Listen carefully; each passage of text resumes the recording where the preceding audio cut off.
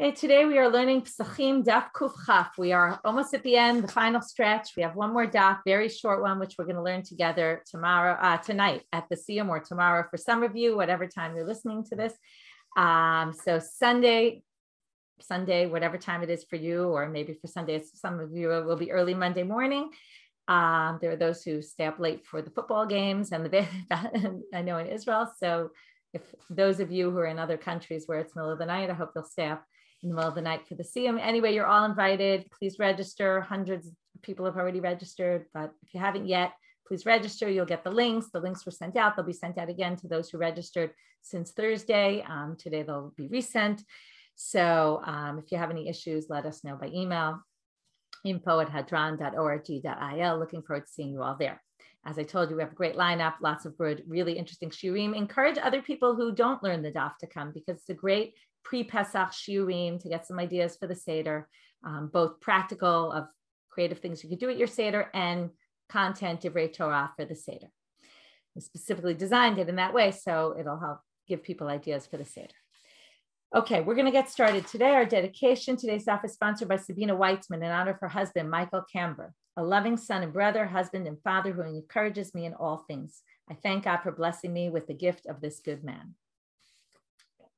We're going to start from the bottom of Kuf Yud Tet Amud Bet. What's good is we're at the end of the Masechet, and we're at the end of the Seder, which is Afikoman. And we talked about you can't eat after the Korban Pesach Afikoman. What about after matzah? Are you allowed to eat after the matzah? So we're going to deal with two basic issues today, in addition to one third one, but about the matzah that we eat, the Seder. Number one, can you eat after? Is it like the Korban Pesach? Since in those days, remember, they used to eat the matzah with the Pesach. Is matzah bizman hazeh deoraita or Rabbanit? Is it rabbinic or only, is it still Torah by Torah law or only rabbinic? What about maror? We're going to get to some issue about if people fall asleep in terms of, can you still eat the Korban Pesach? We then go back to Pesach. And then we're going to get to until what time is the Pesach eaten, which then might give us some halacha about what about the matzah. Do we have to eat the matzah by a certain time, right? Do you have to eat it by chatzot, which is midnight, which isn't exactly midnight. It's mid in between sunset and sunrise. Okay, remember there's sha'ot zmaniyot, everything is relative. It's not midnight, 12 o'clock on the clock. So that's going to be our topics for today. Mishnah starts off, and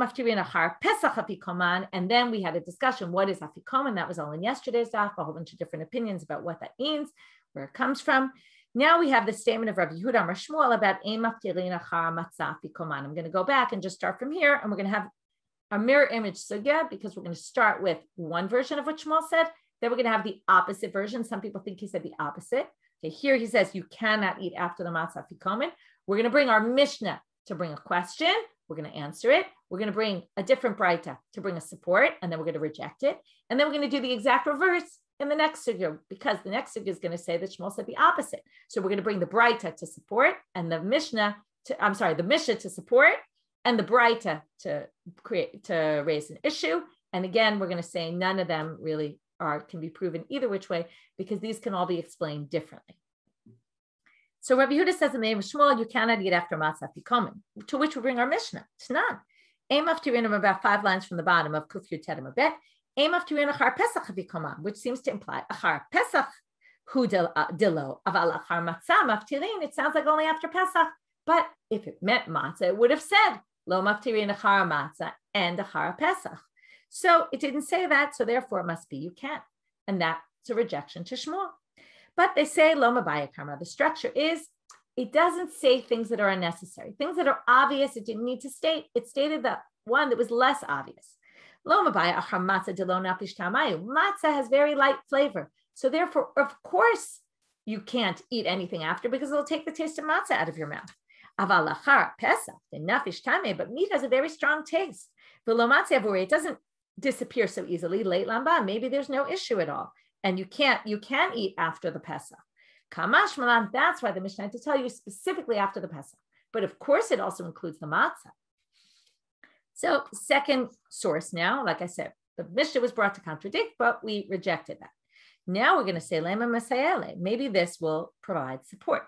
Hasufganin, badushanin, veskritin, adam melek chasamahem. Okay, sufganin. This is, by the way, sufganin. It's like sufganiyot. Right, these cakey type things, different doughs that were probably dessert-like, sweet-like. Adam imalok chesomehem. You can fill up your stomach with them on Seder night. Right? They obviously want chametz cakes, not the sufganiyot that we eat on Chanukah. As long as the last thing you eat is matzah. What does it sound like? This is obvious. Therefore, you can't eat anything after the matzah. It sounds like you can't eat matzah first and then eat these cakes. Sounds like you can't eat anything after the matzah. The Gemara says lo. Lo mebaya kamar. It's a lo mebaya structure. Lo mebaya barishona deka'achel te'avon.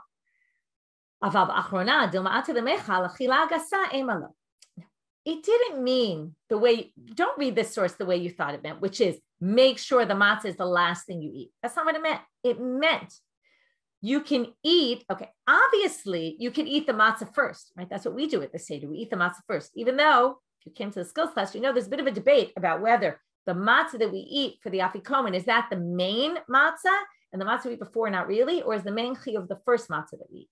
There's a bit of a debate about it, but we definitely eat the matzah in the beginning. Now, this is saying you can eat the matzah in the beginning and then eat other food. That, of course, is allowed because then you're eating matzah l'te'avon. And this reminds us of what we started the chapter with. Remember, don't eat in the afternoon so that you come with an empty stomach to eat the matzah. Remember, we had the whole thing about the Pesach has to be eaten on a full stomach because that's the way kings ate, with a full stomach, satiated.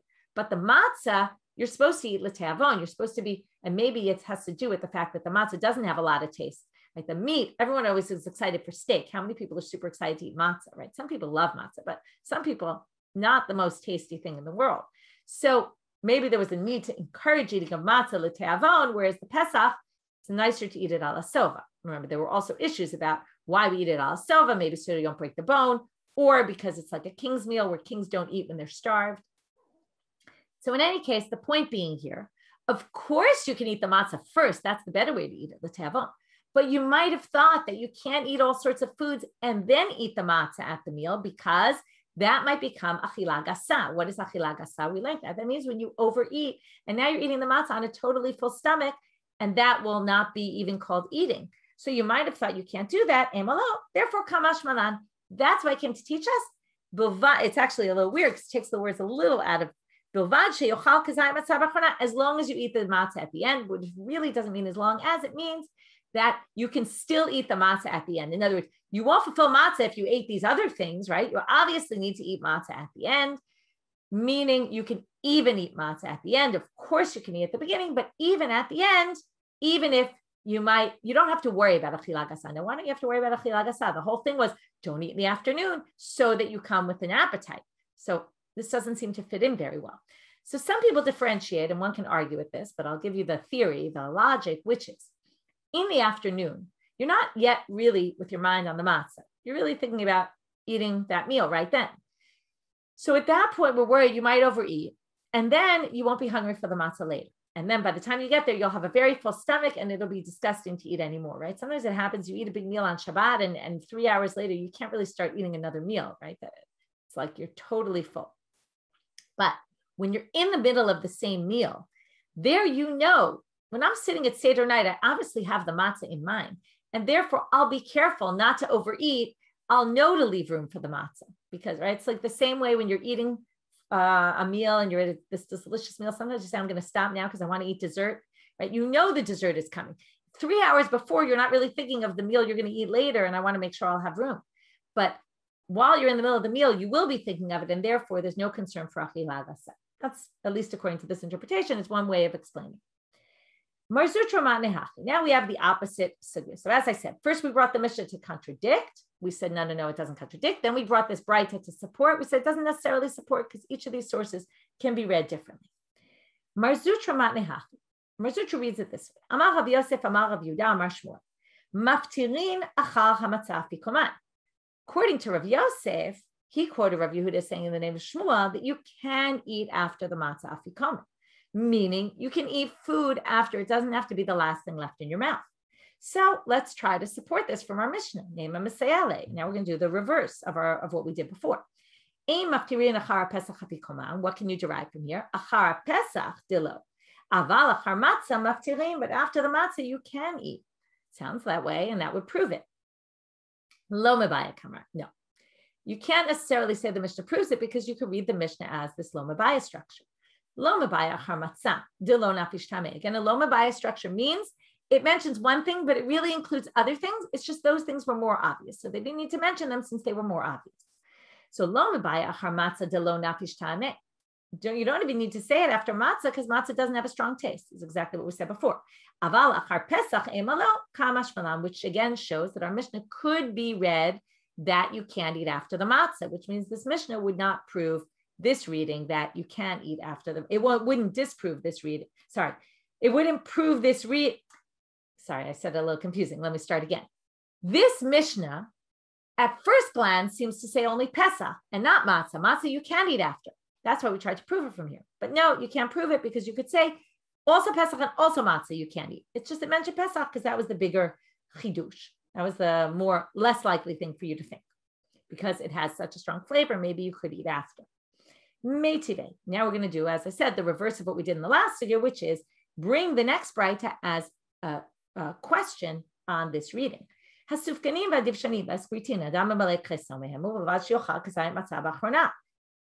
like you have to eat matzah at the end. You can't eat anything after matzah. And we just said the Shmuel said you can. But we're not in, but Rishonah lo. Sounds like only at the end. You're right, you have to eat the matzah at the end. You can't eat matzah at the beginning and then eat other foods. So they say lo mabaya kamar. No, we read this as a lo mabaya structure. Lo mabaya barishonah de ka'achal te'avon. Again, the same logic being, obviously you can eat the matzah at the beginning because you're hungry at that point. And of course you're going to fulfill your mitzvah of matzah. You might have thought you're not allowed to eat it at the end because you might eat it on a full stomach and you'll be too full and it won't be really considered eating. Kamashlan, that we're not worried about that. Again, obviously, if you get to achila gasa, that's going to be a problem. But the point is, we're not concerned that you're going to get to a situation where it's going to be achila gasa, as I mentioned earlier, because you're eating your meal and you're obviously going to be conscious of the fact that you need to eat matzah.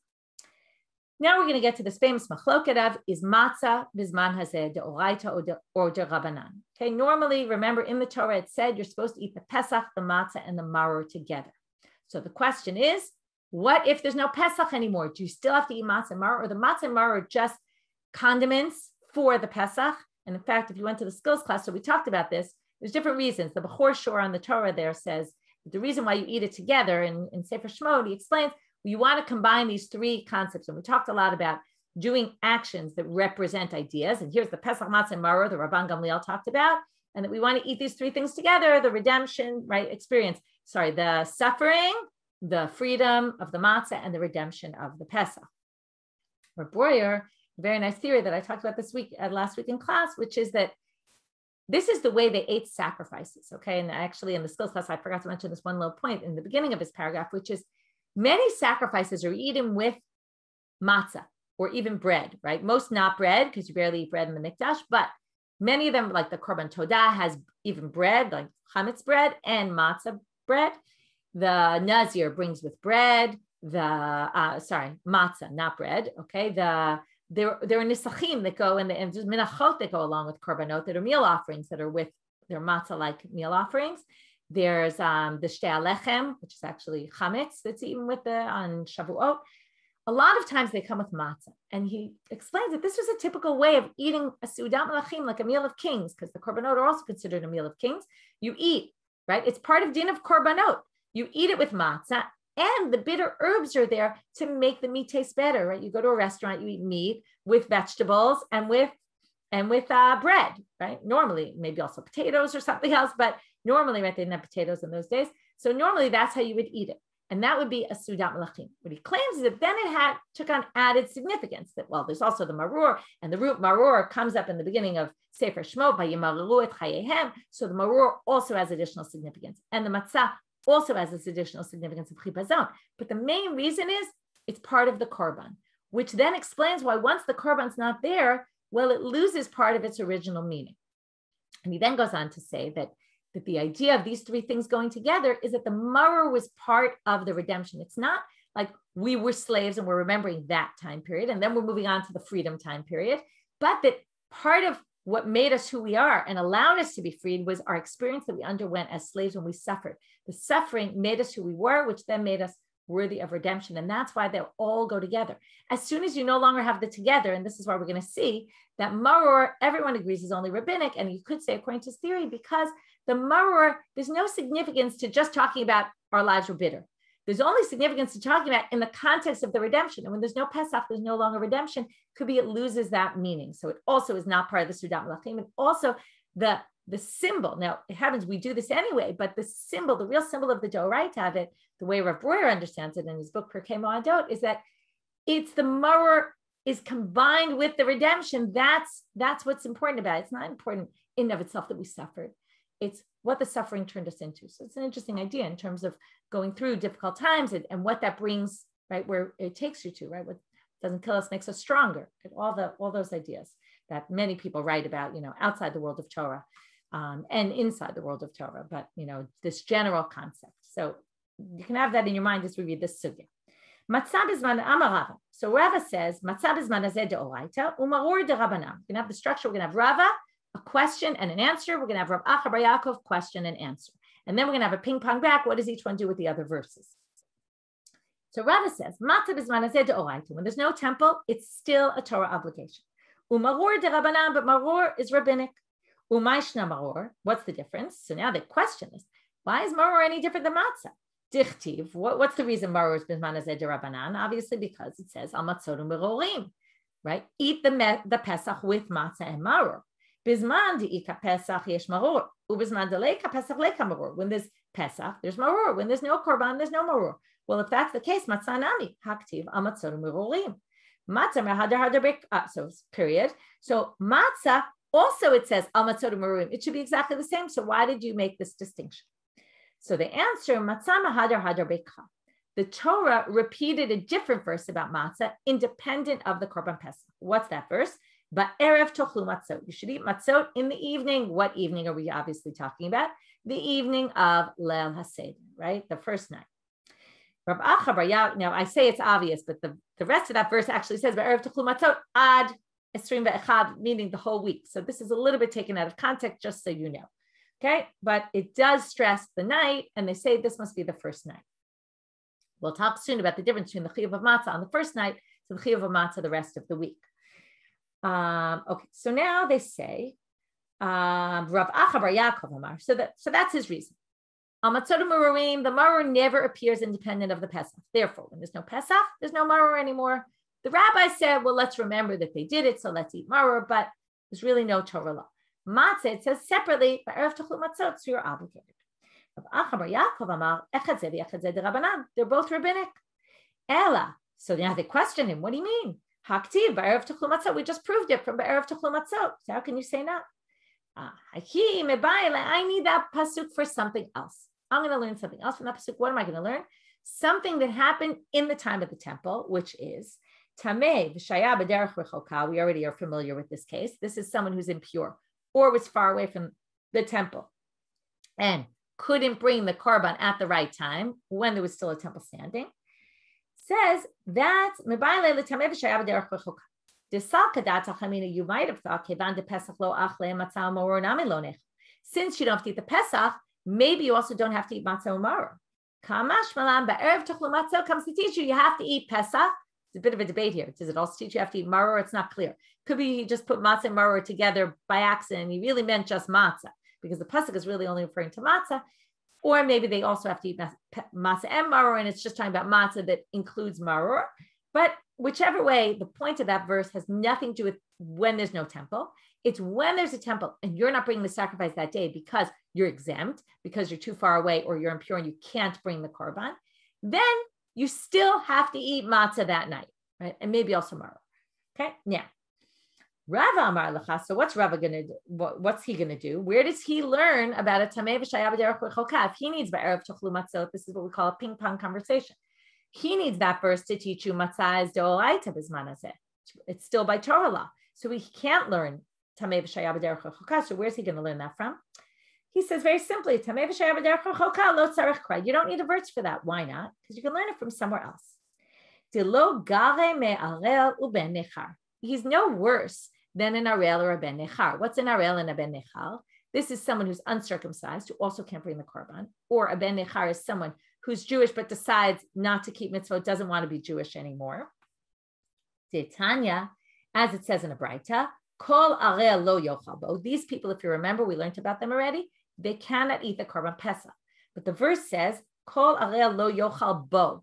What did they darshan from the word bo? It specifically. Now it should be bahem, right? The pesach, the matzah, the maror. So what do they say? Bo eino ochel. He can't eat the korban pesach.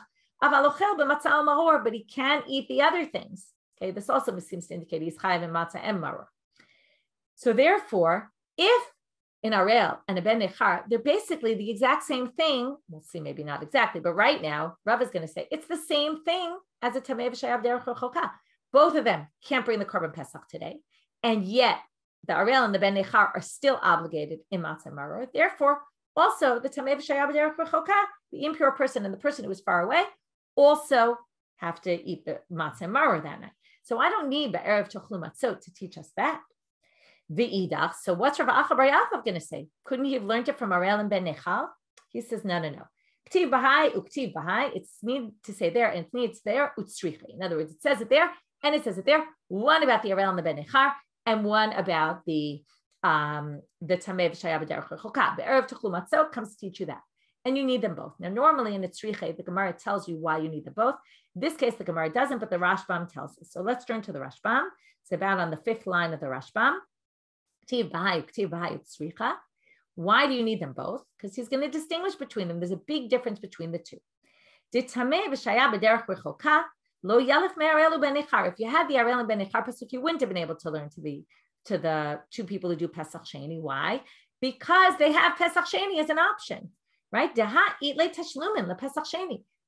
to have their day. Today's not their day.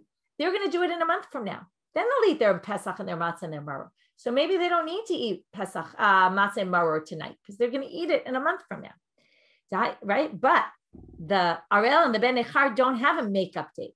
So therefore, you wouldn't be able to learn one from the other. Now, what if you just had the Pasuk Be'erev Tochlu Matzot, which we said refers to the Tamei and Shaya b'derech rechoka, and then you could have learned the Arel and the Ben Nechar, right? If these people have an option to make it up and yet are still obligated, obviously the people who can't make it up are going to be obligated, but what's the obvious? So the Rashbam explains, I'm not going to read it all inside, but he says, if you only have Be'erev Tochlu Matzot, how would you know it's referring to the Tamei and Shaya b'derech rechoka? There's nothing in that pasuk to say that. Meaning, if you're going to say there's only one verse, what will it refer to? It'll obviously refer to the more obvious case, which is the Arel and the Ben Nechar. Maybe it would only give you the first case and you wouldn't know the second case. So therefore, it needs to give you both, and then you know. The Arel and the Ben Nechar are learned out from their own verses. And this one is learned by itself, right? This one is learned from Be'erev Tochlu Matzot. The same logic, right? The logic goes in the same direction. It's always going to be less obvious to teach the Tamei and Shaya b'derech rechoka because they have a makeup option. Tanya Kavatei de Rava. Now we're going to bring a braita that supports Rava's reading. Sheshet yamim tochal matzot uvayom hashvi'i atzeret l'Hashem Elokecha. You should eat matzah for 6 days, and on the 7th day, it should be a holiday for you. It's a very strange verse because many times in the Torah, this is in Devarim, okay, Deuteronomy, chapter 16. Many other places in the Torah, a lot in Shemot, Yubed, and Yud-Gimel, it says, eat matzah for 7 days. So why all of a sudden we're talking about 6 days? And there's a lot of different interpretations given. This braita is going to give a particular interpretation. First of all, according to the different interpretations, some say it's the last 6 days of the holiday. Some say it's the first 6 days of the holiday. It's either excluding day 7 or it's excluding day 1. Rashi on the Torah says it's excluding day 1 because day 1 you can't eat from the new wheat until you bring the Omer sacrifice. He brings a midrash, I think it's from the Mechilta. And therefore, 6 days you bring from the new grain. And for 7 days, you could bring from the old grain because the first day you could still use the old grain. You could eat matzah from the old grain. That's one option. Our Gemara has a different option. So what does this mean? And what's the connection between on the 7th day, it's a holiday? That's another question. But this drasha doesn't really relate to that. This one says that on 6 days, you're supposed to eat matzah, not on the 7th. What does that mean? It means the 7th day, it's optional.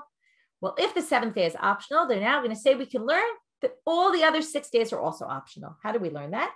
It's a type of drasha, a type of the way that the Torah is darshan. There's rules about how you can darshan the Torah. We'll learn one right now. My time. What's the reason? We had something that was together with everything. We had these 7 days of Pesach that were lumped together as one group. Now, all of a sudden, you have one day stands separately from all the others. It's an exception to the rule. The seventh day, it sounds like you don't have to eat matzah. So if it's rishut, it's optional. So what do we say? Lola lamed al atzmo yatzana. You might have thought, exception to the rule, that's the only exception. But in rules of how you interpret the Torah, the rule is that when something was in the group and then comes out of the group and has its own special unique law, Lola lamed al atzmo yatzana, it doesn't come just to teach about itself.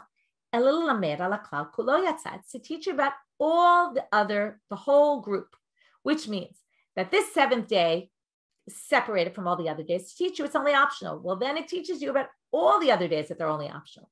And this is strange because don't we know that at least the first night you have to eat matzah? So, well, according to Rav Achaz, you would say very simply, you don't have to eat matzah by Torah law. But this Breita, remember, we brought to prove Rava. So the Breita is going to go on and say, well, according to this, it sounds like matzah on all the days of Pesach is now only optional. Yachol af laila harishon reshut. By the way, I just want to make it clear. You can't eat chametz, right? It's obviously forbidden to eat chametz, but you don't have to eat matzah. If you decide, right, you don't like matzah, you don't have to eat matzah all 7 days of Pesach, right? You only have to eat it on the first night. We're going to see in a minute. Okay. Now it's true on Chag and Shabbat, you have to eat because you have to eat meals with bread and there's no bread. So you eat matzah. That's like a separate thing. That's not on the plane of the issue of eating matzah. That's a separate thing. That's because on holidays, you have to eat bread and you can't eat bread, so you eat matzah. That's something different. That's a different obligation. Here we're talking about the obligation. Do you have to eat matzah as matzah? Because matzah is a mitzvah. To remember the chipazon, do we need to do it all 7 days to remember the freedom, that we got out? So, yachol af laila harishon reshut. So if that's the case, we just said it's all optional, maybe even the first night.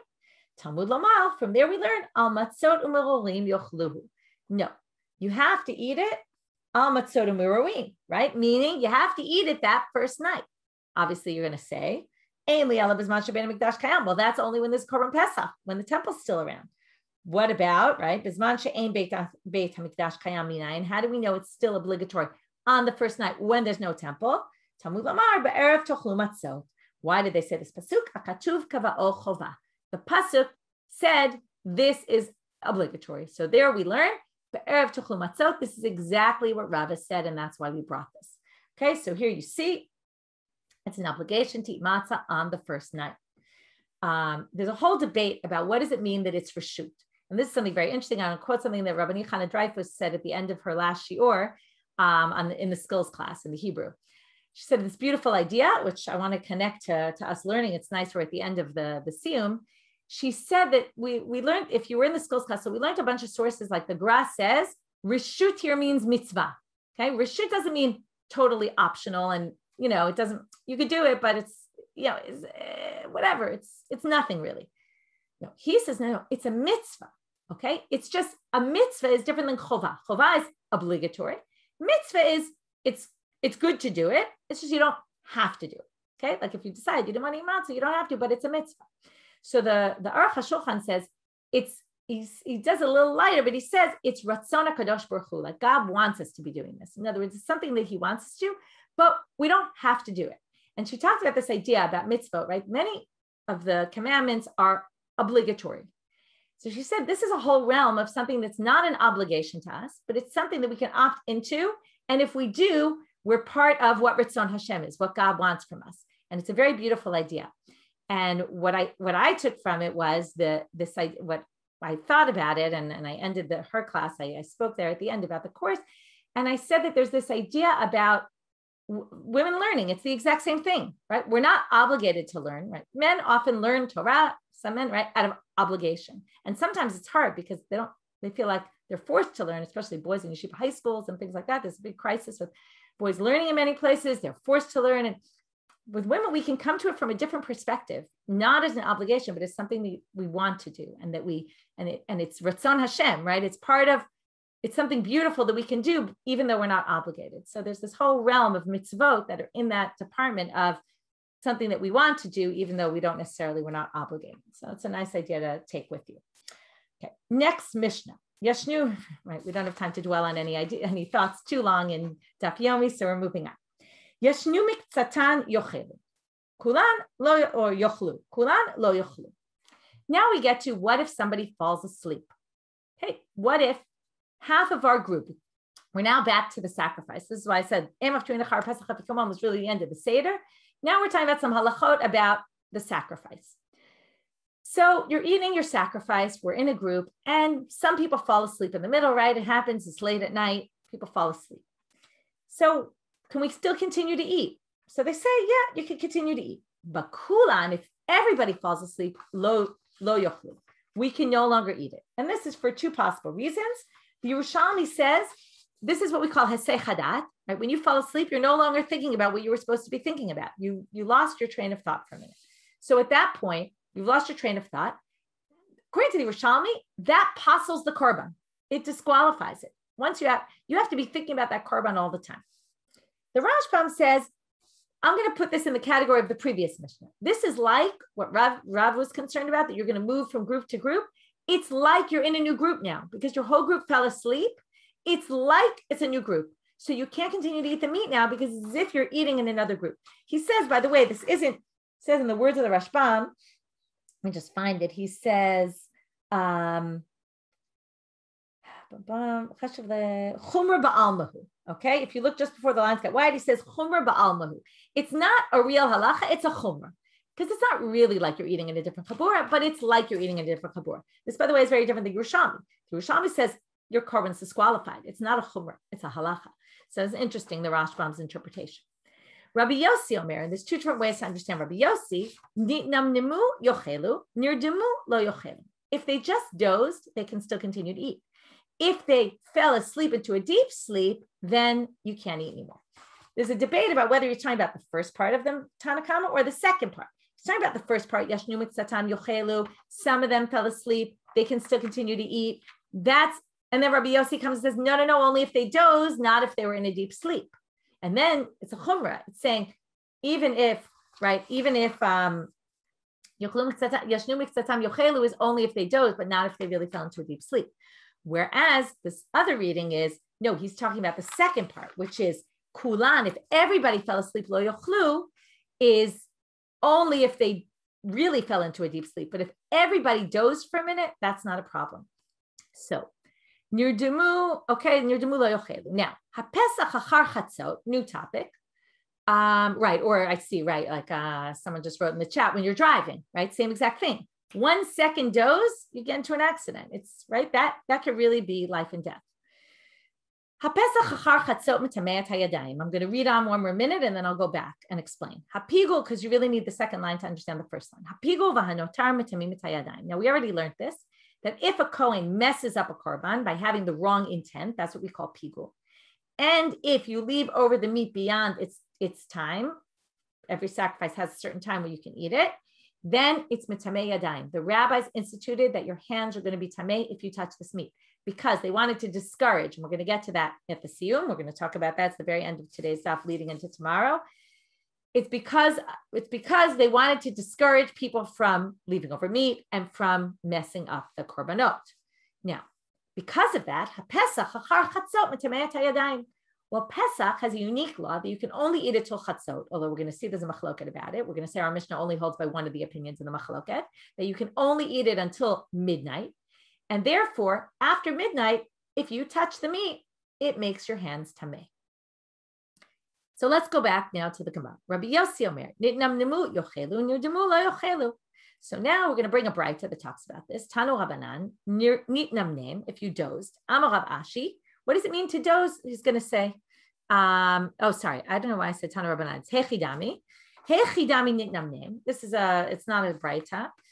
What is the case of nitnam name, right? What does it mean to doze? What's a good example of dozing, right? Where do we draw the line? So, Amar Rav Ashi, nim velo nim, tir velo tir.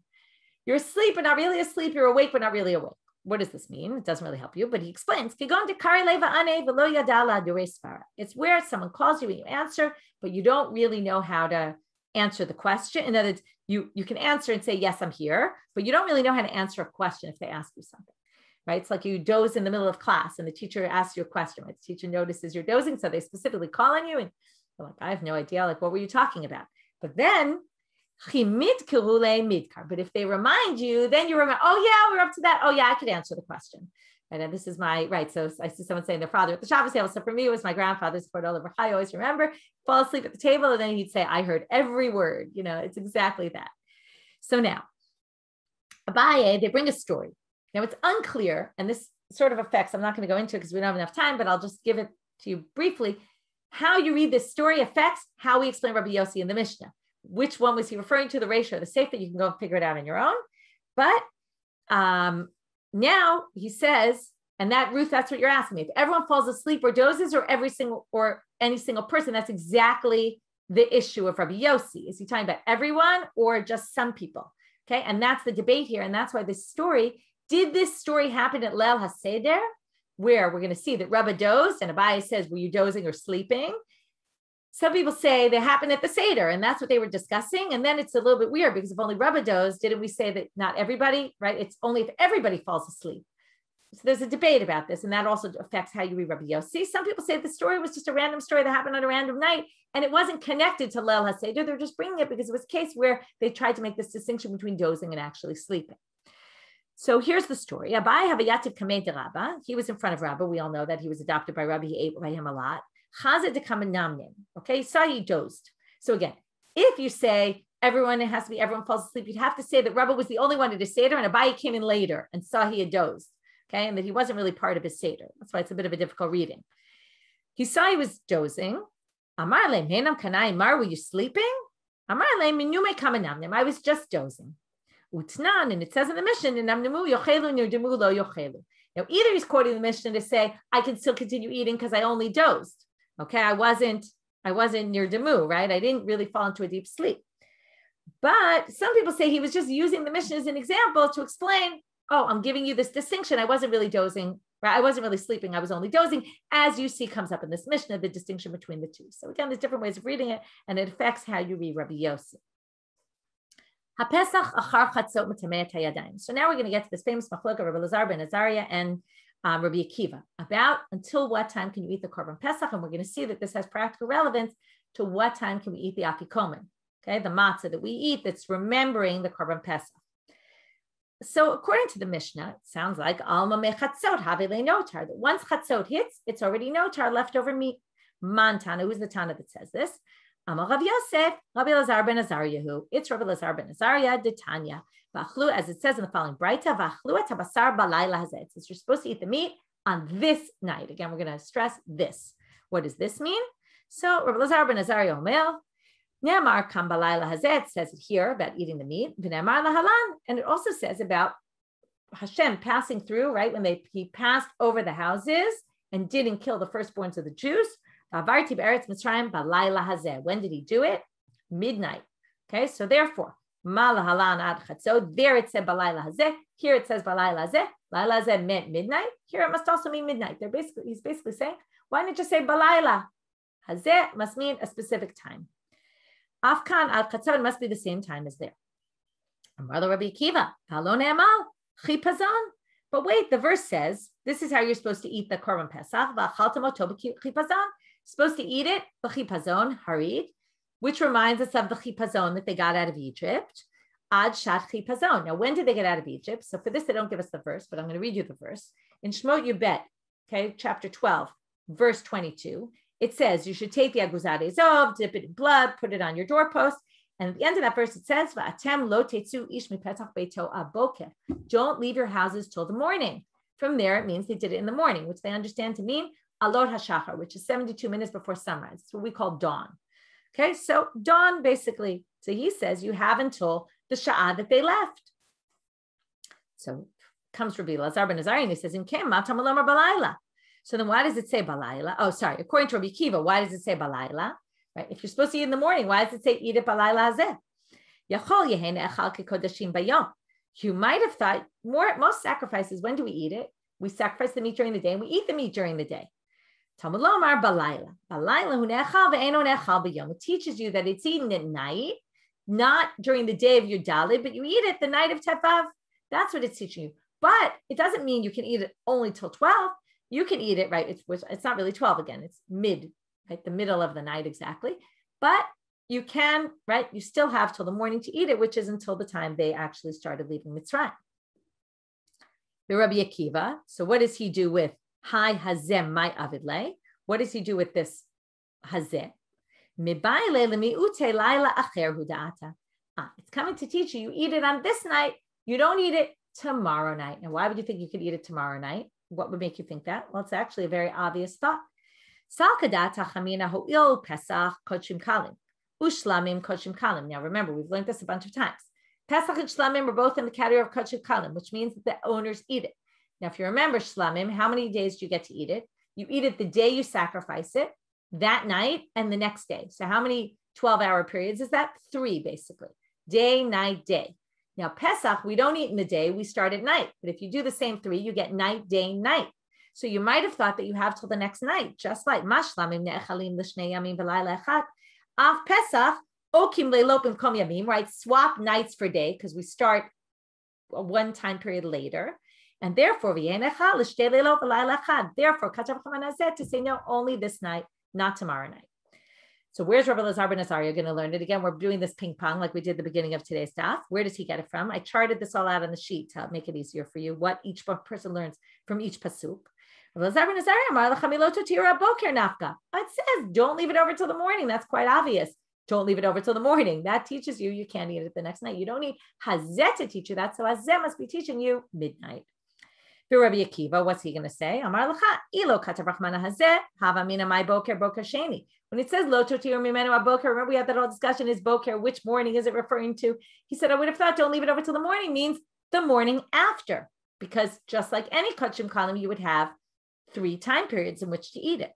Therefore, you needed hazeh. Okay, so if you didn't have hazeh, you would have thought boker sheni. So Rabbi Lazar ben Azariah, what's he going to say to that? Anytime it says boker, it's obvious it just means the first morning, tomorrow morning. When you say in the morning, you mean the next morning. You don't mean the morning after that. So that's their ping pong, and that's what each one says. Is it midnight or do you have till dawn? So Amar Rava, and here comes the practical relevance for us. And this we paskin, and this is always the issue between wanting to have a very long seder and discussing everything. On the other hand, you have to eat afikomen by midnight. Okay, which again isn't necessarily 12 o'clock. You have to check when it is wherever you live, which is again halfway between sunset and sunrise. If you eat the matzah of afikomen after midnight, you don't fulfill your obligation. Pshita. So the Gemara says, isn't that obvious? Since the matzah of the afikomen is reminding us of the Pesach, well then, obviously it's going to be the same as the Pesach. So they say, no, you might have thought, maybe the pasuk, remember, why are we eating it? Because it says, which is a new verse, which is saying even independent of the Pesach. So therefore, right, you might have thought, that